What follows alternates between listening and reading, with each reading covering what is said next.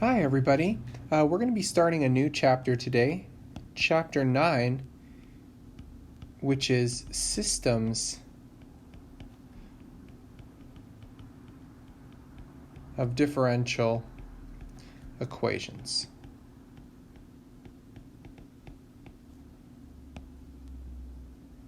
Okay, so first we have a definition. What is a system of differential equations? So a system of differential equations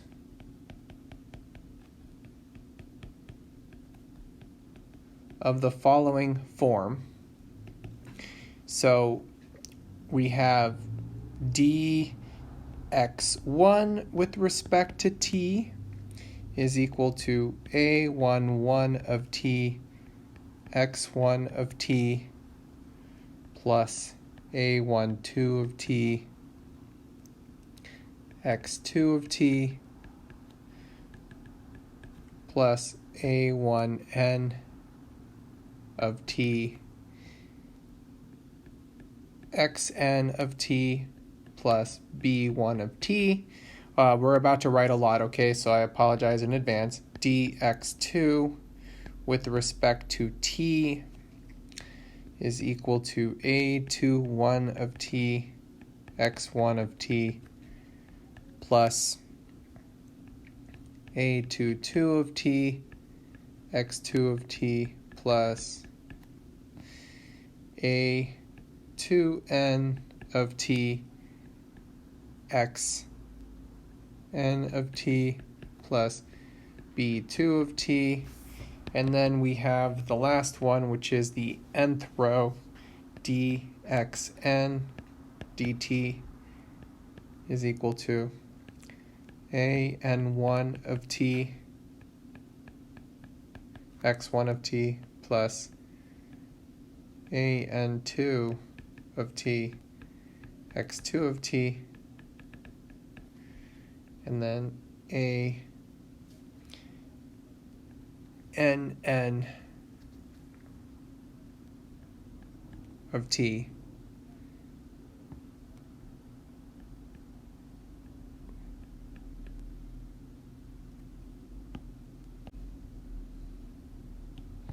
sorry, I wrote this extra little parenthesis here, plus an of t xn of t plus bn of t.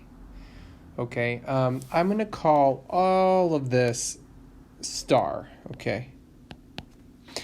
So I'm not done with the sentence. A system of differential equations of this form, where I have to tell you what all these things are. So all of the aij's, so where aij of t and bi of t are specific functions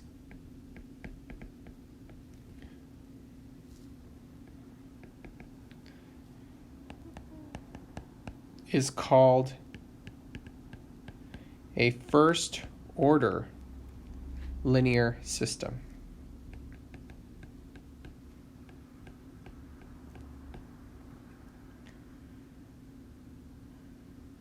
Okay, so we're talking about a very specific type of differential equations. By the way, I guess I forgot to write it down, right? But this whole section that we're doing right now, 9.1, I'm going to go ahead and write it down here, even though I should have written it at the top. Kind of a nice segue here, but this is a section on first-order linear systems. Okay, so, I should have had that at the top of the screen, but that's okay. Basically, we just gave a definition of what a first-order linear system is. Okay? You notice that there are n dependent variables here. Okay? What are your dependent variables? Your x's. Okay? So we've got x1 all the way through xn. Those are the dependent variables. Your independent variable, you've only got one, and it's the t. And you notice that each of your x's is only to one derivative, right? That's why it's called a first-order linear system. This b1 of t is just a function that also hangs out that's not attached to anything, okay? So you could probably guess what we're going to say next, okay? If all of these functions that I'm underlining here are 0, then this has a name. It's called a homogeneous first-order linear system. So let's write that down. If b1 of t is equal to b2 of t is equal to all the way to bn of t, and they're all 0,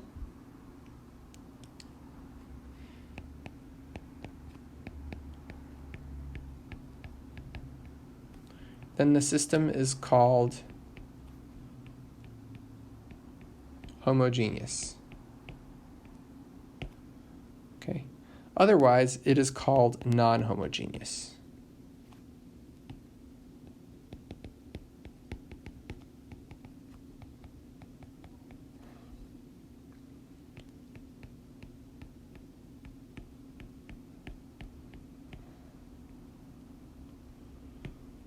Okay. So, notation. We're going to denote, just for simplicity, we're going to denote the ith derivative of x with respect to t by xi prime. Okay? And x1 all the way to xn are the n unknown functions.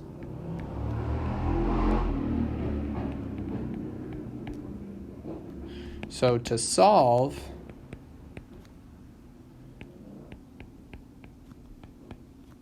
means to find x1 to xn. So let's go a little bit more into that. I'm just giving you kind of a, kind of an informal understanding of this. So, example.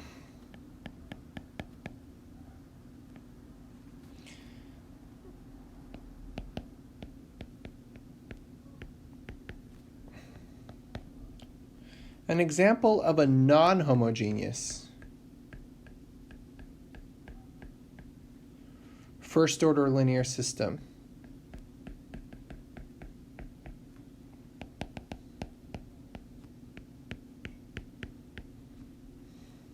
is as follows. x1 prime is equal to e to the t x1 plus t squared x2 plus sine t, and x2 prime is equal to t x1 plus 3x2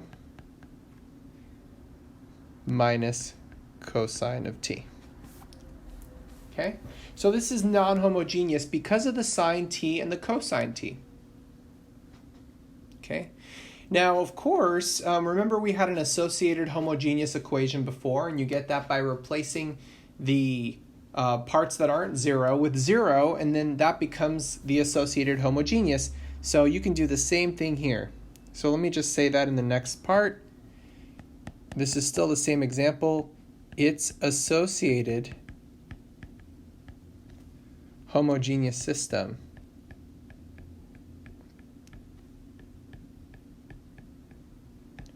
is x1 prime is equal to e to the t x1 plus t squared x2, and x2 prime is equal to t x1 plus 3x2. You'll notice I left off the sine and the cosine. It's like we're turning them into 0, okay? This would be the associated homogeneous system. Let me underline that because in a way it's a new definition, okay? Okay, so let's go a little bit more in detail about what it means for something to be a solution. So a solution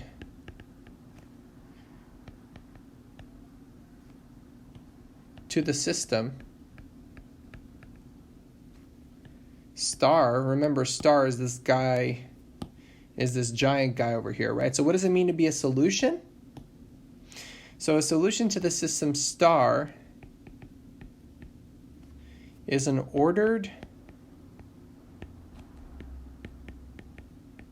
n-tuple. Remember, n-tuple just means it's like an ordered pair except with n things, right? An ordered n-tuple of functions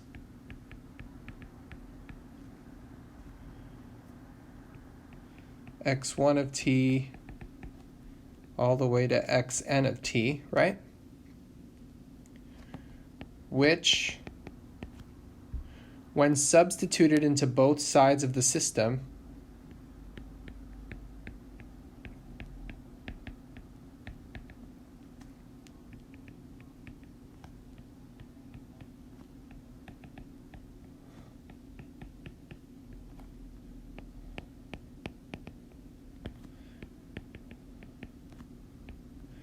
yields the same result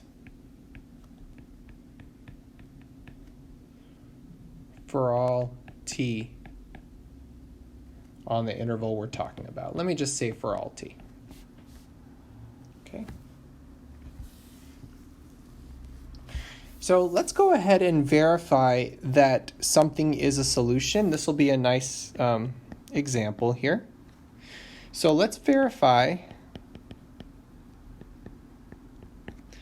that x1 of t is equal to negative 2e to the 5t plus 4e to the negative t, and x2 of t is equal to e to the 5t plus e to the negative t. So verify that those two functions together is a solution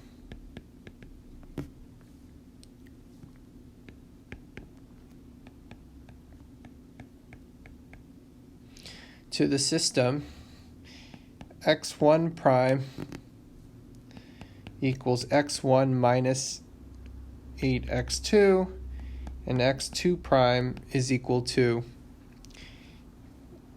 negative x1 plus 3x2.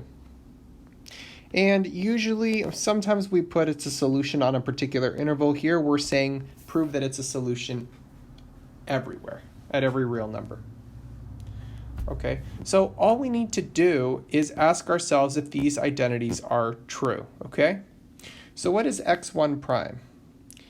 x1 prime, the question is, well, we have its derivative, right? Its derivative is, or let's take the derivative rather, x1 prime is equal to negative 10 e to the 5t minus 4 e to the negative t. And let's do x2 prime. That's equal to 5 e to the 5t minus e to the negative t.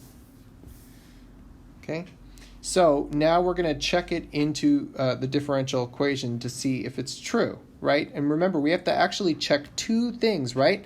We have equation, let me call it equation 1 and equation 2, okay? So first let's check equation 1. We've got x1 prime, that's negative 10 e to the 5t minus 4 e to the negative t. Is that equal to, what's x1 minus 8x2? So we have x1 minus 8x2.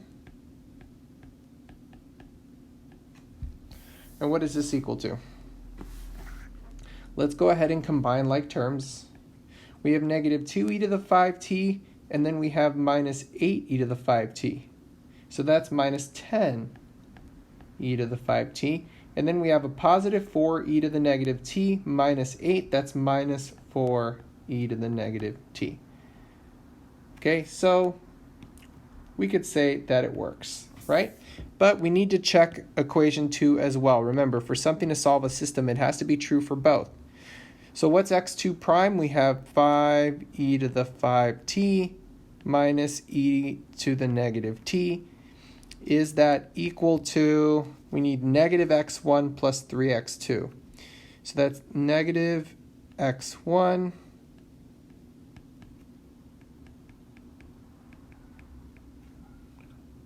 so negative x1 plus 3x2.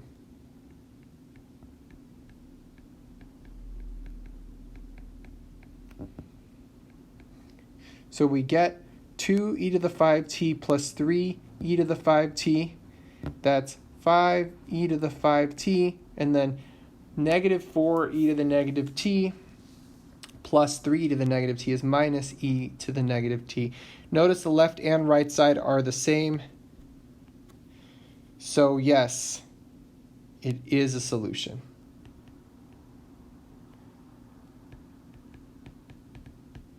What do we call the solution here?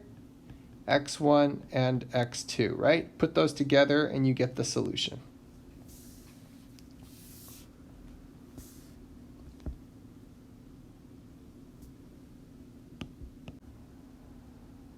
So let's go into a special technique for solving.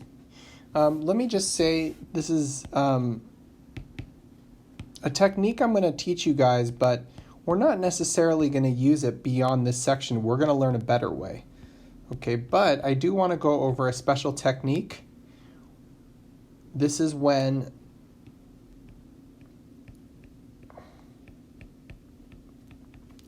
all the aij functions that you saw are constants.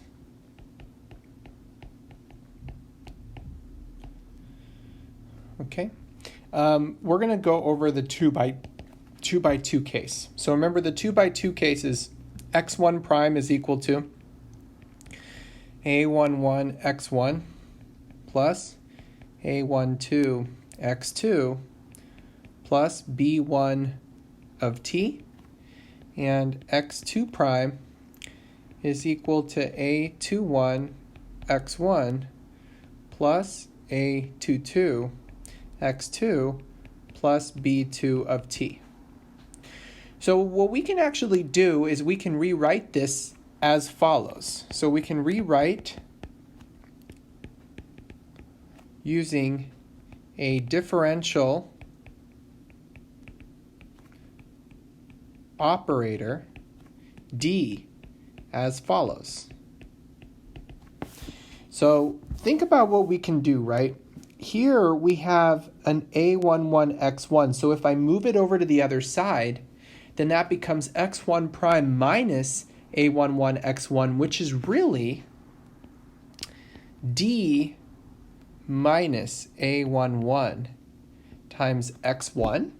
And then if I move the other guy over too, that's just going to be minus a12 x2, and this is going to equal b1 of t.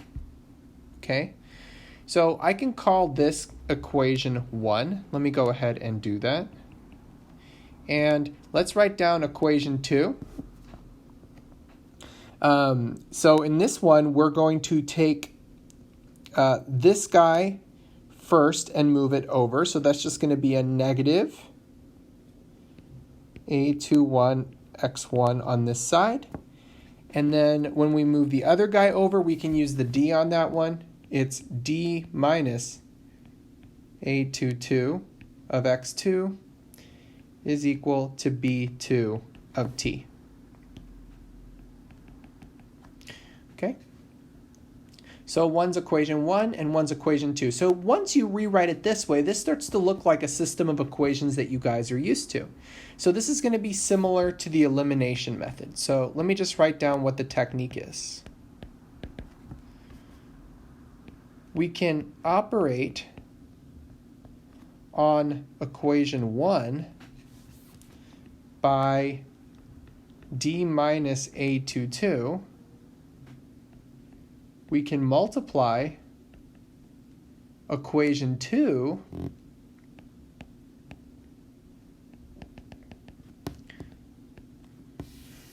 by a12, and then add them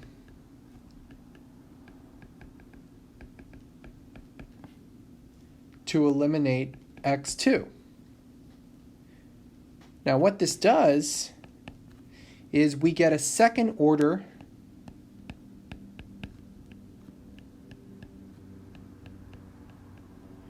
differential equation with constant coefficients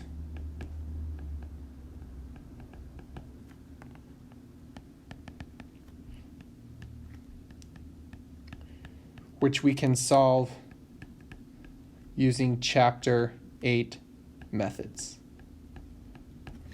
Okay, so I want to demonstrate this technique on the following example. I want us to solve the following. x1 prime is equal to x1 plus 2x2, and x2 prime is equal to 2x1 minus 2x2. So let's go ahead and rewrite these then, okay? I'm going to rewrite these. This becomes d minus 1, because if I move over the x1, I get d minus 1x1 minus 2x2 is equal to 0. And then the other one is negative 2x1 plus, and then if I move the other guy over, it's d plus 2x2 is equal to 0. Okay? Now, what I'm going to do is I'm going to operate on the top one. I can eliminate either variable, but what I'm going to do is I'm going to eliminate x2. How do I eliminate x2? I'm going to do that by operating on the top equation by d plus 2, and I'm going to multiply the bottom equation by positive 2. Now let's see what happens, okay? This becomes, so we now have d plus 2, d minus 1, x1 minus 2d plus 2, x2 is equal to 0. The other one is negative 4x1 plus 2d plus 2 x2 is equal to 0. This is our system now, and if I add the two equations together, you notice that this goes away entirely, right? Because they're opposites of one another. And so what are we left with? We're left with d plus 2 times d minus 1 x1 minus 4x1 is equal to 0, which is equivalent to what? Well, doesn't this become d squared? So I can factor the x1 out, and then I can combine all the operators. So I get d squared plus d, and then I get plus 1 minus 4, so that's minus 3, right? Oh, wait, sorry, minus 2 minus 4. I apologize, I wrote that wrong. No, it's not that. It is, so let me write this down properly. Minus 2 minus 4, right? So that would be minus 6. All of that of x1 is equal to 0. So notice that this is a second order, and we know that this is the same as d plus 3, d minus 2 of x1 is equal to 0. Okay? So we know how to solve this, right? These are two different roots. And so this is what we get, right? We get x1 prime is equal to c1 e to the negative 3t plus c2 e to the 2t. Okay, so this is our first variable. So what can we do now? Well, we can do what we always do in these kinds of things, which is we can plug it into either of the two equations in order to solve for x2. So just like when we solve regular systems, we can actually plug this into any of the two equations that we had. And I think it's easier to plug this into equation 1, right? So what I'm going to do is I'm going to plug it into the original first equation here. So what is my original first equation? I'm going to plug it into this guy right here. I just put a star next to, okay? So what do we get? Oh, sorry, I realize I also made a mistake. This is not x1 prime, but it's actually just x1, right? There we go. So what would x2 be? Well, we're going to plug it into that equation. So x1 prime is negative 3. Let me see, negative 3 c1 e to the negative 3t plus 2 c2 e to the 2t. This must equal x1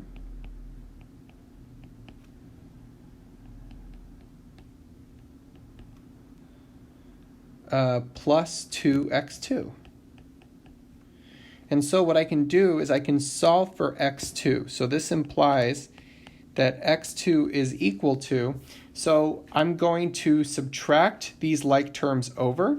So I have negative 3c1, but then I have minus a c1. That's going to be minus 4c1.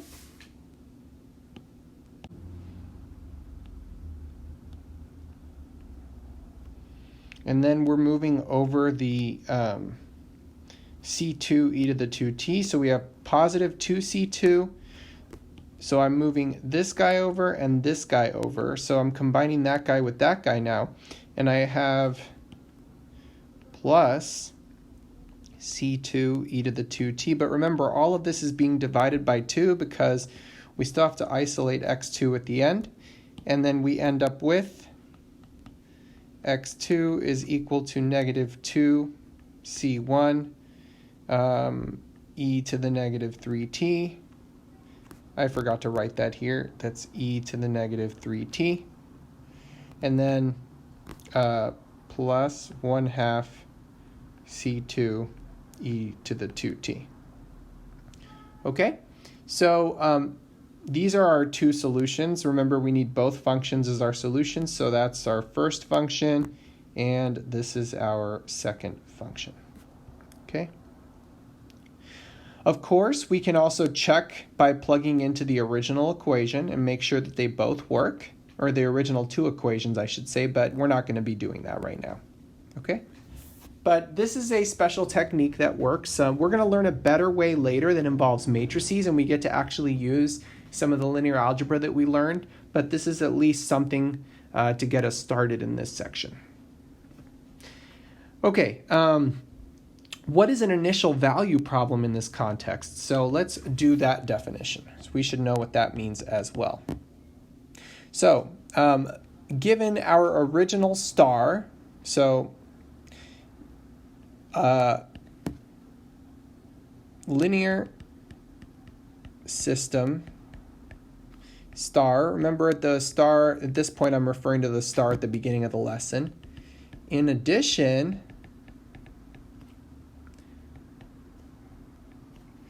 to n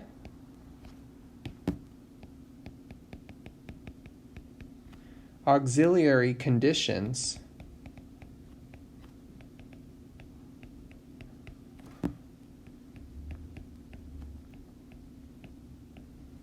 imposed on the same value of the independent variable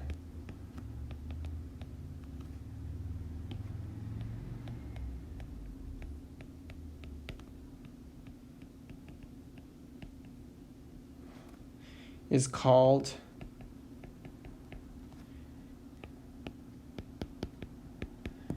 an IVP. So what do these n auxiliary conditions look like? It looks something like this, right? x1 of t naught is equal to alpha 1. x2 of t naught is equal to alpha 2. And all the way down to xn of t naught is equal to alpha n. And this is where alpha 1 all the way to alpha n are constants. Okay? So this is what we mean, right? These are the auxiliary conditions. Okay, so this is what we mean with an IVP. The whole point of an IVP, of course, is that we're not going to have the C1 and C2 anymore in either of these equations. Okay? Okay. Now, something interesting to note is that we are actually going to be able to create these types of systems when we didn't have them before. So let me go ahead and write a few things that are interesting. Okay, so most systems of K differential equations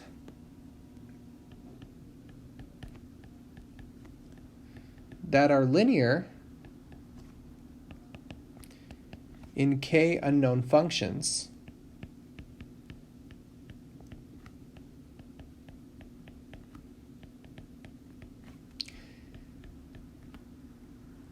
can be written as a first-order system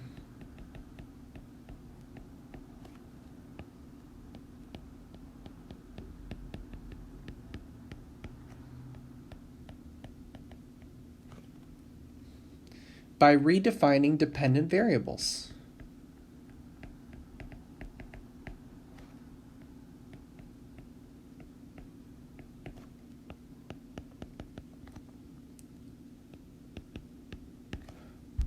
Okay, let me give you guys an example of this. Okay, so let's suppose. Oh, let me write the instructions here. So I want us to rewrite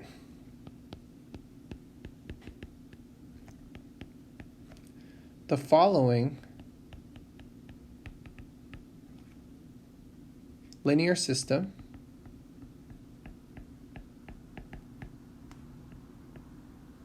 as an equivalent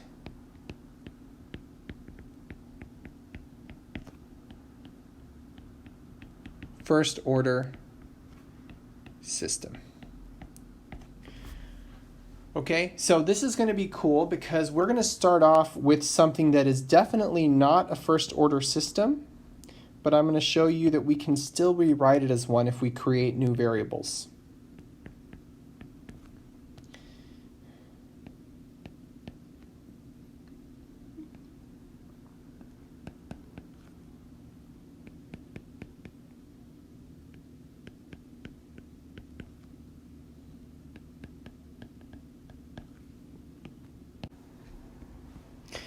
Now, just so we understand how to read this, okay, t is the independent variable. So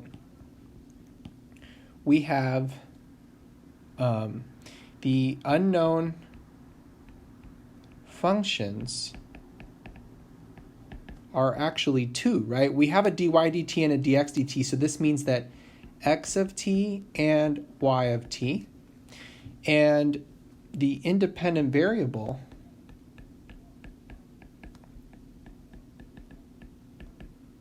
is t.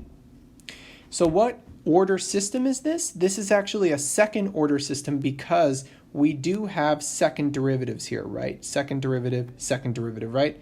So this is considered a second order system with two unknown functions.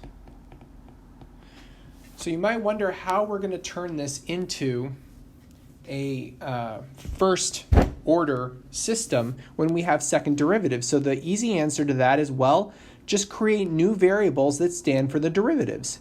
So here's how we do it. Just label them in number order, okay, or numerical order. So first what we're going to do is we're going to let x1 be x, and then we're going to let x2 be y.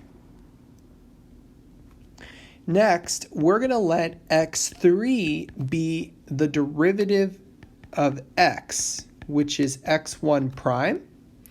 and then we're going to let x4 be the derivative of y, which is,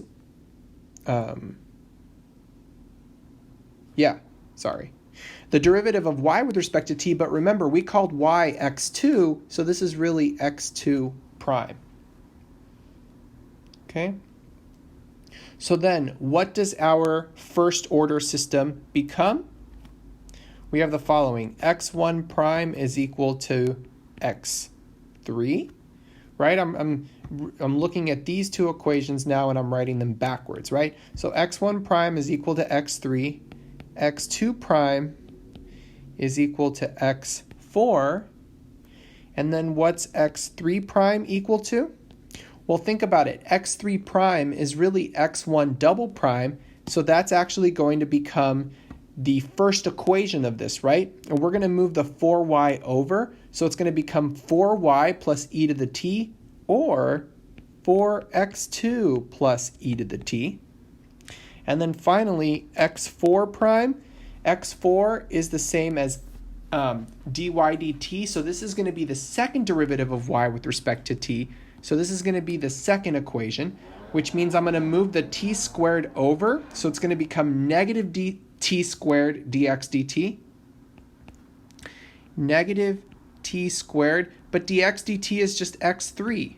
So negative t squared x3, and then just plus the sine t. So you notice what we did here is we just wrote this as a brand new equivalent first order system, except now it's got 4 unknowns.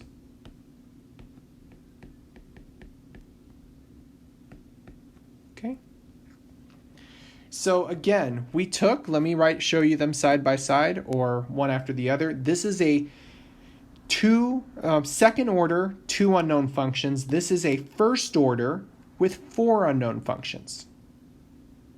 Okay, so let's write this down. Consequence. What did we learn from this?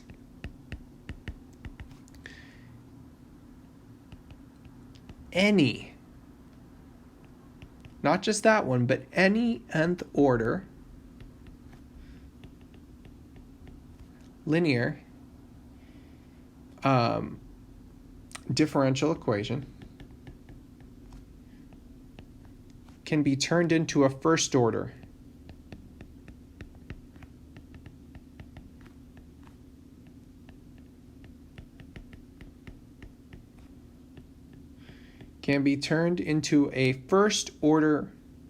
linear system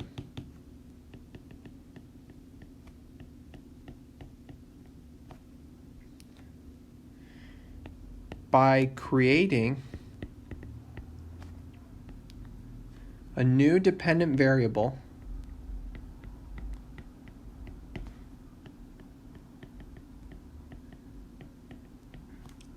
for each non-terminal derivative.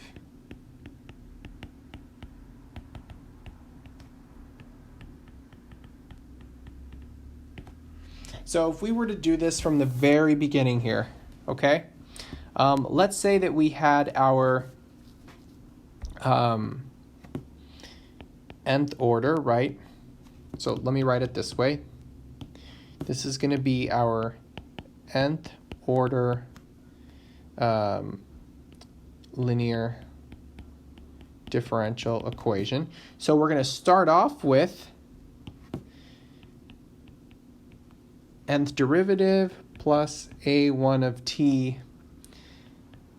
n minus first derivative plus a n minus 1 of t x prime plus a n of t x is equal to capital F of x. So this is what we're starting out with, and now let me show you how we can convert this, okay? So we're going to do what we did in the last problem. We're going to start off with creating x1. x1 is going to be x. x2 is going to be x1 prime.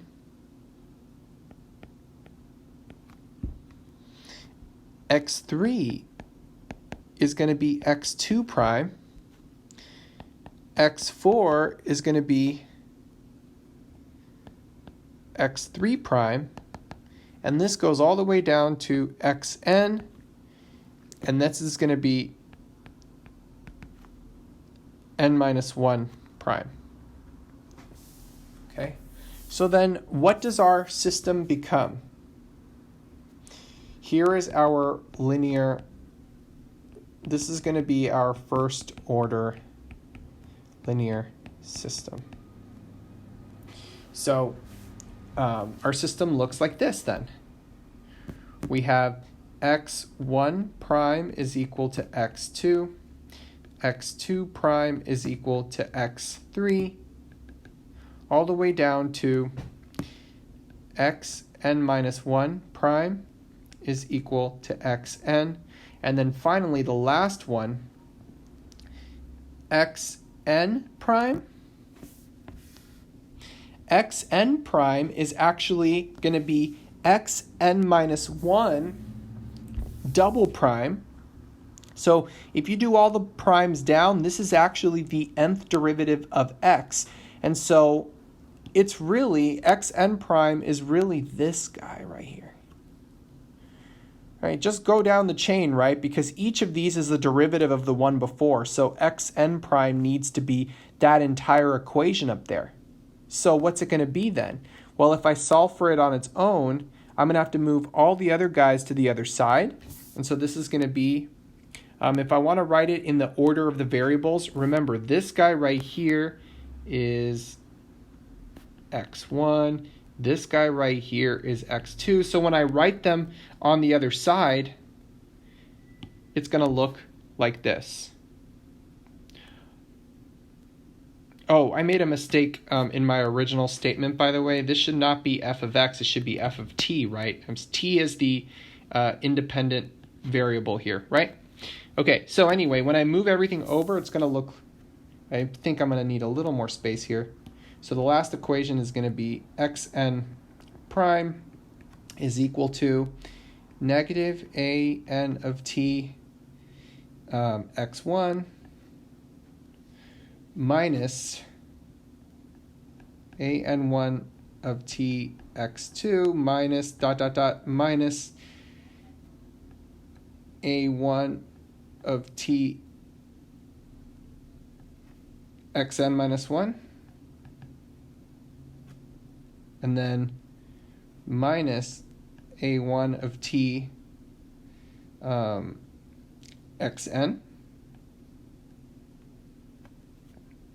and then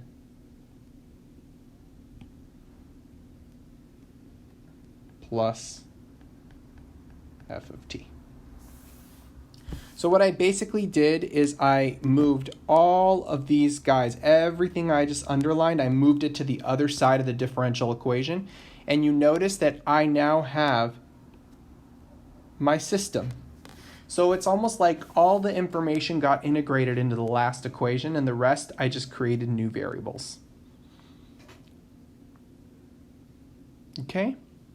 So this is kind of laying down the foundation. Now that we know we can turn any nth order linear system into a first order linear system, this sort of connects what we did in chapter 8 to stuff we're about to do. And we're also going to see a lot of new matrix and vector methods come into play. Thanks for watching, guys. I'll see you next time.